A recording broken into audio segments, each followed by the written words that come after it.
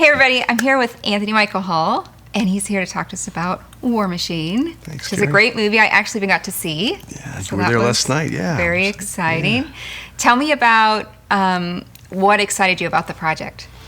Well, first of all, working for Brad Pitt and his company, I mean, they've done stellar work. You know, they've become a top, leading production company in Hollywood. They, obviously did 12 Years a Slave and Selma and all these great films, Moonlight last year. So they're really quality group of people. So I was honored to work with and for Brad, and his partners were Dee Dee Gardner and Jeremy Kleiner. So it's just a real privilege. Mm-hmm. Yeah. You play a character who's very tough, and definitely like a point of view, and definitely a good partner, if that could be a way to say it. Yeah. How was that working with Brad? Did you guys rehearse that kind of thing? Did you know that's what you wanted to bring to your character? I did. What was kind of the plan there? Well, I think it's always a place of discovery when you're making a film. It's a great collaboration, like doing a show or anything. So it's always a communal effort. But I developed the character, and I just felt it was the right way to go. I was playing, actually, General Mike Flynn. The movie is inspired by a book called The Operators that was written by a gentleman named Michael Hastings, who passed on, unfortunately. And so the film depicts when General Stanley McChrystal was leading the Afghanistan war and our troops. And I'm just a proud, patriotic American. I have a grandfather that was in World War II and uncles that were in the Korean and Vietnam War. So for me, the privilege of playing a military person and also a general was just a huge honor. And so that was a great motivation for me. And in terms of how I played the character, I kind of chose to play him, even though they were Army generals, I played him kind of more like a Marine, just a little bit more of a jarhead. So with great respect for the military and Brad Pitt, I was really just so honored to be a part of this. Yeah.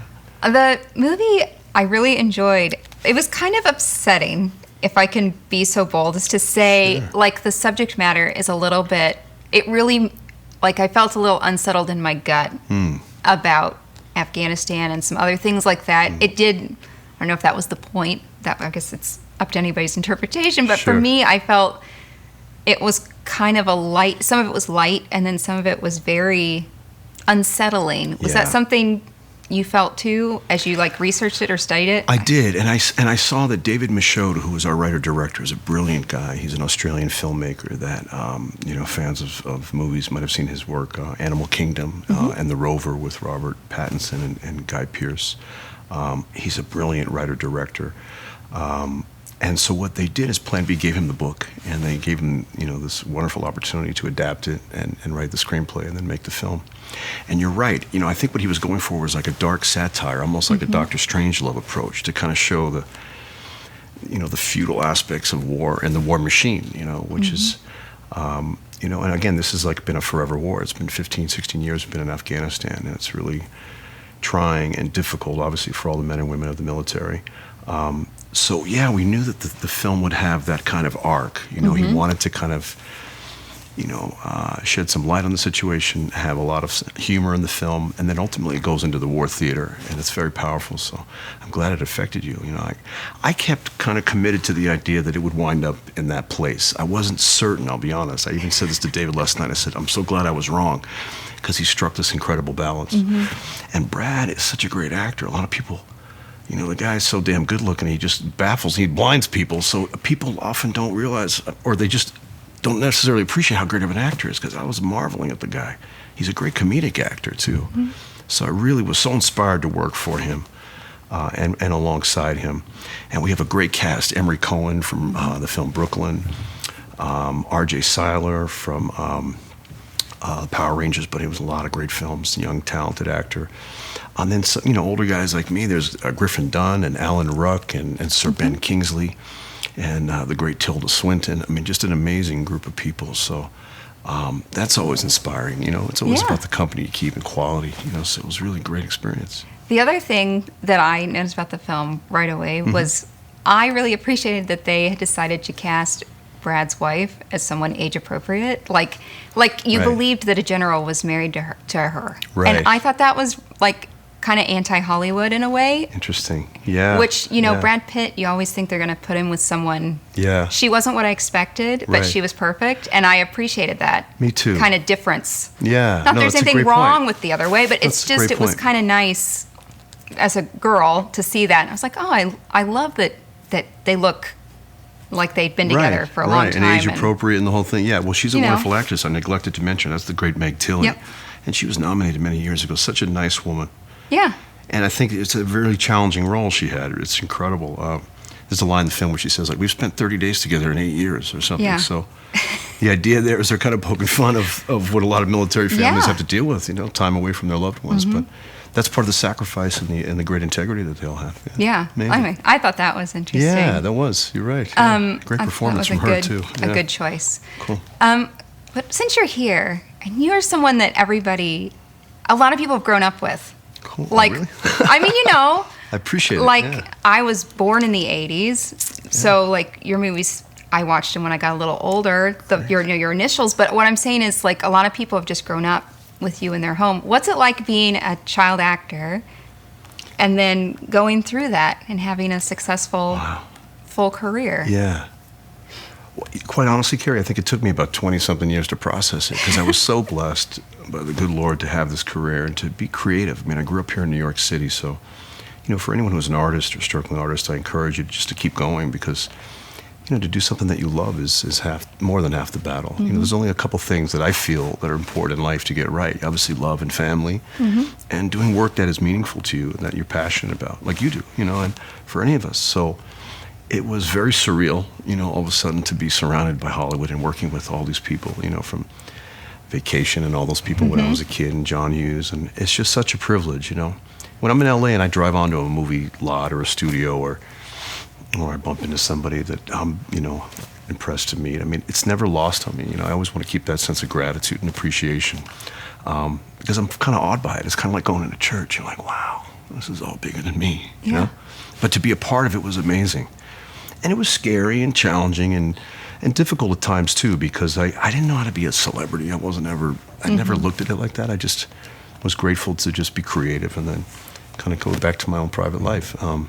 So I've always kind of looked at it that way. I've always struck a nice balance, and that's something my family taught me. You know, you got to have your faith, you got to have your other interests, you got to have friends, you got to have a balanced life to strike a balance. You know? Right. Yeah.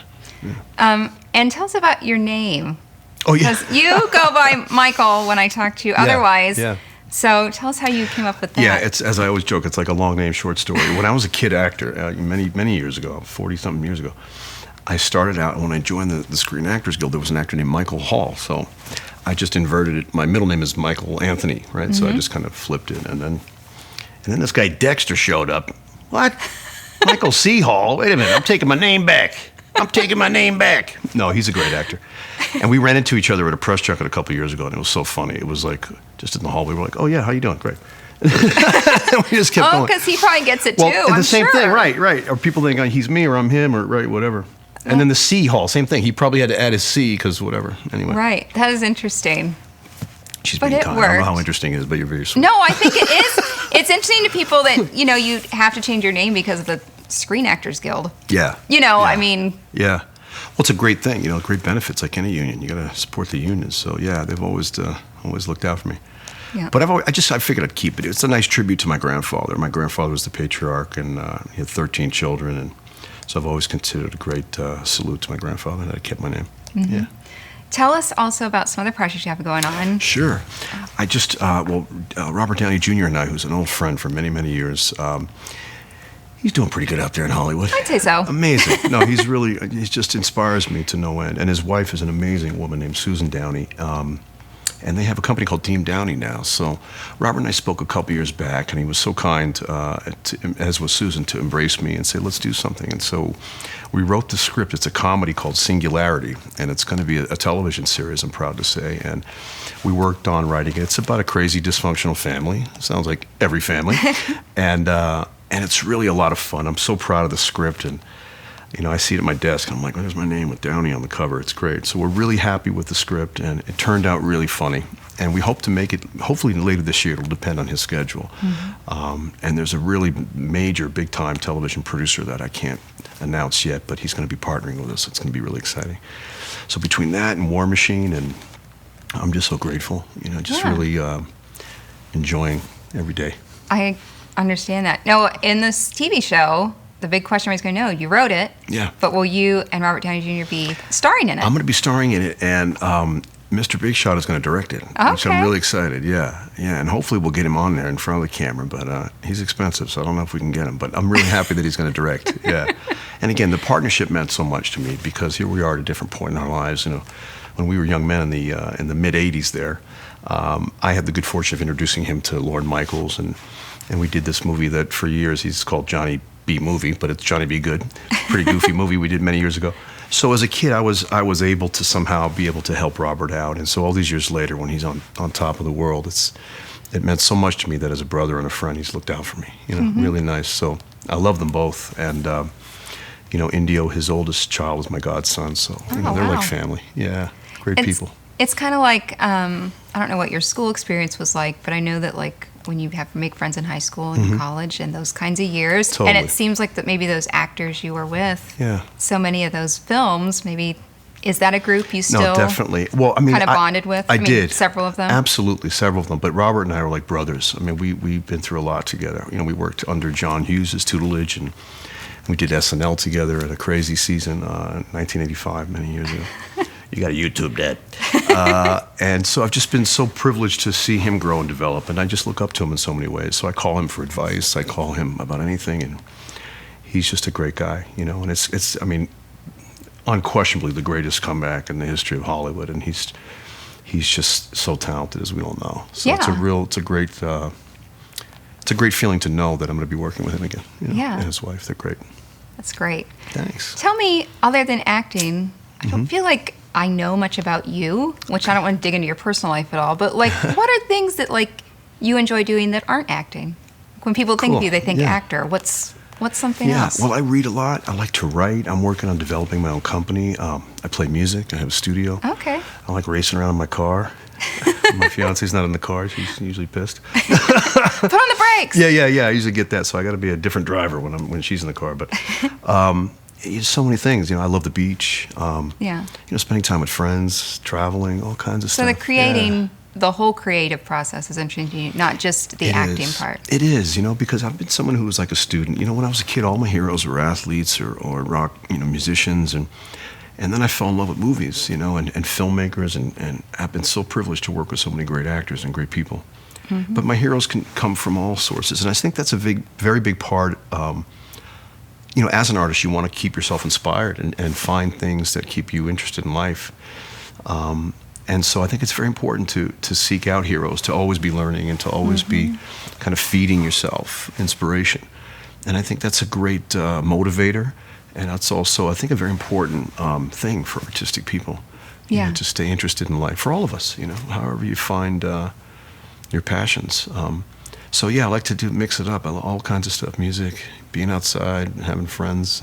Yeah. And California's a great place to live too. It's very, I enjoy it. Yeah, even though your mom is sad. Yeah. My mom wants me back in New York City. I'll come back, Mama. Eventually. You can visit all the time. I will. No, I love it here. This city, I consider New York City my great teacher, and I was raised here. I called my company Manhattan Films. So we have a lot of projects in the work. I'm going to be working with a company called Clicks TV on some social media stuff, and they're a great group. Another company called Star Lens I'm going to be working with. So I'm just really excited, and here I am at 49, and I feel just more alive than ever and passionate. So I'm really, I'm thankful to the good Lord and just looking forward to moving ahead. I love it. Yeah. Thank you so much for speaking with me. Pleasure. It was great. So nice to meet you. Nice to meet you. Awesome. It's great. Thanks, Paste.